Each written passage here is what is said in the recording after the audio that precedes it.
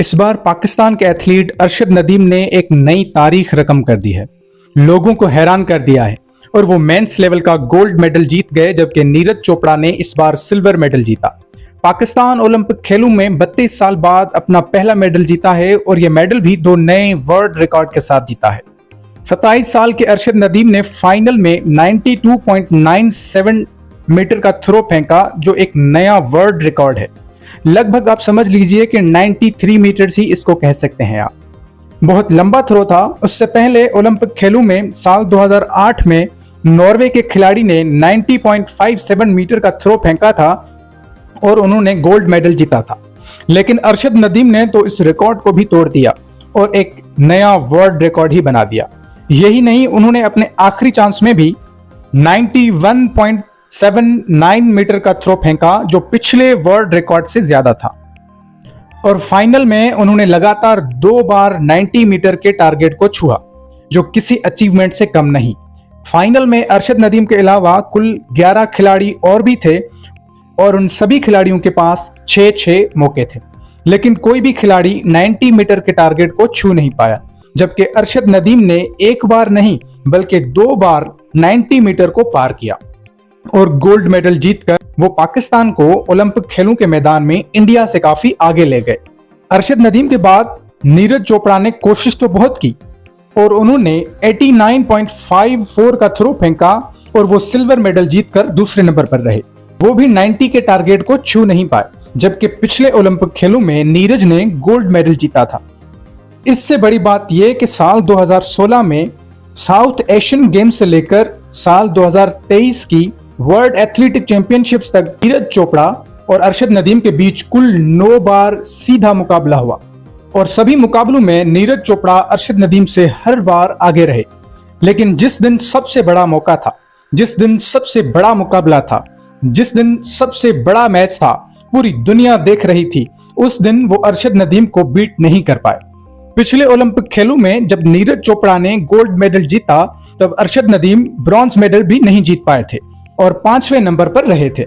लेकिन इस बार कहानी पूरी तरह पलट गई। अरशद नदीम का जन्म पंजाब के छोटे से गांव मियां चनू में हुआ। वो अपने 8 बहन भाइयों में तीसरे नंबर पर हैं। अरशद बचपन से ही एक एक्सेप्शनली वर्सटाइल एथलीट थे। अगरचा उन्होंने स्कूल में मौजूद तमाम स्पोर्ट्स में पार्टिसिपेट किया, क्रिकेट, बैडमिंटन, फुटबॉल और एथलेटिक्स, लेकिन उनका शौक क्रिकेट था और जल्द ही उन्होंने डिस्ट्रिक्ट लेवल पर टेप बॉल टूर्नामेंट्स खेलना शुरू कर दिया। जब वो स्कूल में 7th क्लास में दाखिल हुए तो एक एथलेटिक्स मुकाबले के दौरान रशीद अहमद साकी की नजर उन पर पड़ी। साकी डिवीजन में स्पोर्ट्स पीपल को ट्रेनिंग करवाते थे और उन्होंने जल्द ही अरशद को अपनी सुपरविजन में ले लिया। जेवलिन थ्रो से पहले अरशद शॉर्ट पट और डिस्कस थ्रो खेला करते थे। पंजाब यूथ फेस्टिवल्स और एक इंटर बोर्ड मुकाबले में जेवलिन थ्रो में लगातार गोल्ड मेडल्स ने उन्हें नेशनल लेवल पर एक पहचान दी, जिससे उन्हें पाकिस्तान आर्मी, एयरफोर्स और water and power development authority वाबडा समेत तमाम मुल्की डिपार्टमेंटल टीम्स की जानिब से ऑफर्स मिली। उनके वालिद मोहम्मद अशरफ एक रिटायर्ड कंस्ट्रक्शन वर्कर, जिन्होंने उन्हें जेवलिन थ्रो के खेल को अपनाने पर आमादा किया। अरशद असल में एक मुकम्मल वक्त के क्रिकेटर बनने की ख्वाहिश रखते थे, लेकिन उन्होंने अपना इरादा बदला और 2015 में पहली बार जेवलिन उठाने के बाद वो एथलेटिक्स को परस्यू करने लगे। अरशद नदीम ने 2015 में जेवलिन थ्रो के मुकाबलों में हिस्सा लेना शुरू किया। 2016 में उन्हें वर्ल्ड एथलेटिक्स की तरफ से एक स्कॉलरशिप मिली, जिसकी वजह से उन्हें मॉरिशस में IAAF high performance training centre में ट्रेनिंग हासिल करने का मौका मिला। फरवरी 2016 में नदीम ने गुवाहाटी, इंडिया में होने वाले साउथ एशियन गेम्स में नेशनल रिकॉर्ड कायम करते हुए 78.33 मीटर का थ्रो करते हुए ब्रॉन्ज मेडल जीता। जून 2016 में अरशद नदीम ने हो ची मिन सिटी में होने वाली 17th Asian junior athletics championship में ब्रॉन्ज मेडल जीता।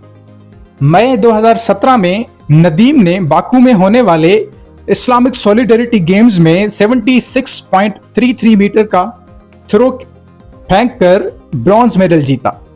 अप्रैल 2018 में उन्होंने ऑस्ट्रेलिया के गोल्ड कोस्ट में होने वाली कॉमनवेल्थ गेम्स के क्वालिफिकेशन राउंड में 80.45 मीटर की थ्रो फेंककर बेहतरीन परफॉर्मेंस कायम की और 8वें नंबर पर रहे।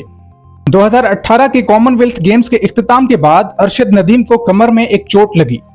दिसंबर 2019 में उन्होंने नेपाल में होने वाले 13th साउथ एशियन गेम्स में 86.29 मीटर की थ्रो फेंककर गोल्ड मेडल जीता। नदीम 1 दिसंबर 2022 को अपने इंजर्ड एल्बो और नी का ट्रीटमेंट करवाने के लिए बर्तानिया गए। AFA athletics federation of Pakistan ने उनके ट्रीटमेंट करवाने के लिए एस्पायर कैम्ब्रिज ली हॉस्पिटल में अरेंजमेंट्स करवाए, जहां उन्हें 10 दिन की रिहेबिलिटेशन और फिजियोथेरेपी के बाद मुकम्मल रिकवर होने में मजीद 6 हफ्ते लगे। 2024 के पेरिस ओलंपिक्स में अरशद नदीम ने तारीख रकम करते हुए ओलंपिक्स की हिस्ट्री में किसी भी ट्रैक एंड फील्ड इवेंट के फाइनल के लिए क्वालिफाई करने वाले पहले पाकिस्तानी बनने का एजाज हासिल किया और ओलंपिक गोल्ड मेडल जीता। दोस्तों, अरशद नदीम को पेरिस ओलंपिक्स की तैयारियों के लिए तमाम फैसिलिटीज तो मुयस्सर नहीं थी और उन्हें ज्यादातर मुश्किलात पर काबू पाने के लिए अकेला छोड़ दिया गया था, लेकिन पाकिस्तान ने खेलों में उनकी शानदार सक्सेस को रिकॉग्नाइज करने में कोई कसर नहीं छोड़ी। गोल्ड मेडल जीतने वाले को लाहौर वापसी पर हीरो की तरह वेलकम किया गया और अब अरशद नदीम को बहुत सारे इनामात देने के ऐलान हो रहे हैं। चीफ मिनिस्टर पंजाब मरियम नवाज ने 100 मिलियन देने का ऐलान किया है और उसके साथ साथ गवर्नर पंजाब सरदार सलीम ने अरशद नदीम को 2 मिलियन रुपीस देने का ऐलान किया है। उसके साथ साथ सिंध गवर्नमेंट ने 50 मिलियन रुपीस देने का ऐलान किया है। अरशद नदीम के लिए सेनेट में एक स्पेशल रेजोल्यूशन पास की गई, जिसके तहत उन्हें एक हाईएस्ट सिविल अवार्ड दिया जाएगा। सेनेट के डिप्टी चेयरमैन ने अरशद नदीम के लिए एक स्पेशल डिनर अरेंज करने का ऐलान किया। उसके साथ साथ मेयर सखर बैरिस्टर इस्लाम शेख ने अरशद नदीम को गोल्ड क्राउन पहनाने का ऐलान किया है। दूसरी जानिब उन्होंने कहा कि वो अरशद नदीम के नाम से सखर में एक न्यू स्पोर्ट स्टेडियम बनाएंगे।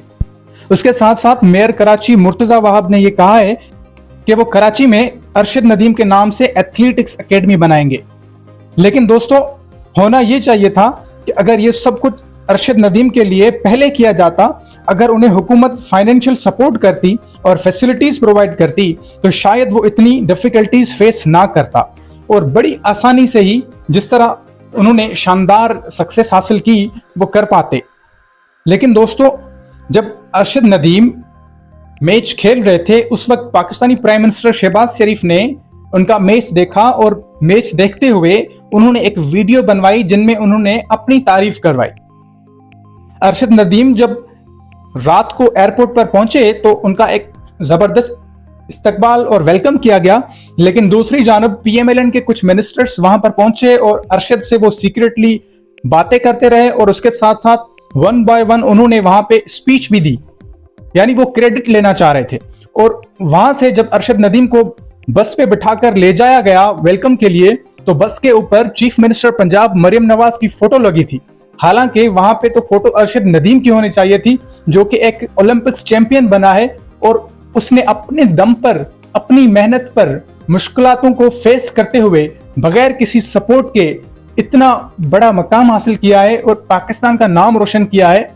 हालांकि वहां पे उसकी तस्वीर होनी चाहिए थी, लेकिन क्रेडिट लेने के लिए हमारे पॉलिटिशियंस अब क्रेडिट की दौड़ में आगे भाग रहे हैं।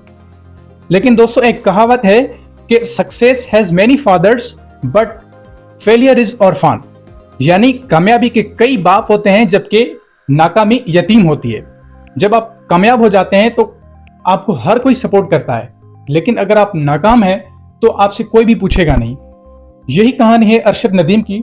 जब वो सक्सेसफुल हुए, जब वो ओलंपिक्स के चैंपियन बने, तो जो हमारे पॉलिटिशियंस, हमारे प्राइम मिनिस्टर, जिन्होंने उन्हें किसी भी तरह की सपोर्ट प्रोवाइड नहीं की, फिर उन्होंने उनका मैच देखा और वीडियो बनवाई, अपनी तारीफें करवाई और जब वो वापसी पहुंचे तो गाड़ियों पे अपनी तस्वीरें लगाकर क्रेडिट लेने की कोशिश की। और अरशद नदीम की सक्सेस का जो क्रेडिट है वो उसको खुद को जाता है और उसके साथ साथ उसके कोच और उसकी फैमिली को जाता है। तो दोस्तों, उम्मीद करता हूं आज की वीडियो पसंद आई होगी। अगर वीडियो पसंद आई है तो चैनल को लाइक करें और सब्सक्राइब करें।